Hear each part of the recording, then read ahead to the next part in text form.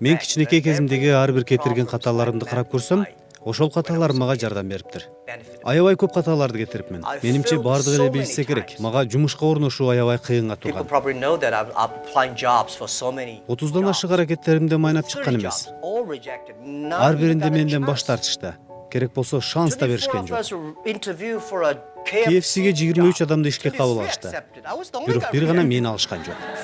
6 адам полицияга ишке кирүүгө аракет кылдык. 5-өн алды. Бирок мени кабыл алышкан жок.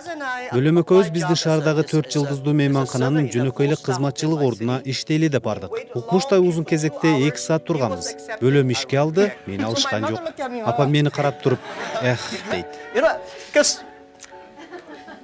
Бирок мен бул келечекке аябай жакшы даярдык экендигин билгем.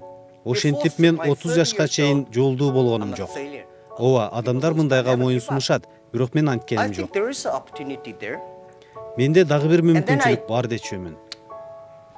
Анан мен окутуучу болдум. Университетти бүтүрүп 6 жыл бою жогорку окуу жайда окутуучу болуп иштедим.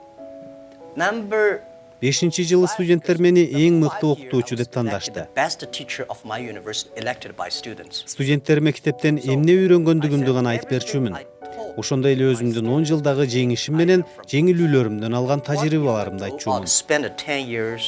Мен алардын баарына ушуларды үйрөттүм.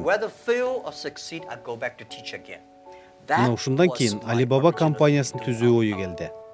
Байып кетем деп ойлогон эмесмин. Ийгиликке жетишем деген да кыялыма келбептир. 18 жыл бою аны менен иштеп калам деген да оюмда болгон эмес. Бирок бизге ийгилик жылмайды. Негизи биз эмне кылышыбыз керек? Бир гана нерсе, билимиңди, айрыкча кетирген кемчиликтериңди башкалар менен бөлүшүү керек.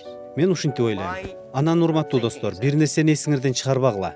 Эгер ийгиликтүү инсан болууну каалайсыңарбы, башкалардын кетирген кемчиликтеринен үйрөнгүлө.